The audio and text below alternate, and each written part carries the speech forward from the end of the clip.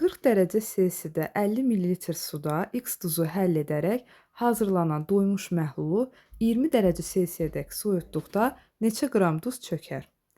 İndi həllinə baxaq. Burada KH-ların fərqinə baxmalıyıq. KH nədir burada? Baxın, 50-dir, 25-dir. Bu fərqə baxırıq, eləyir 25. 25 o deməkdir ki, yəni 40 dərəcə Selsidən 20 dərəcə Selsiyə qədər soyutduqda 25 qram duz çökər. Və 40 dərəcə Selsidə baxın, KH nədir? 50-dir. Amma burada özü də qeyd eləyib ki, su nə qədərdir? 100 ml-dir. Yəni 100 ml suda 50 qram duz həll olubdur. O mənaya gəlir.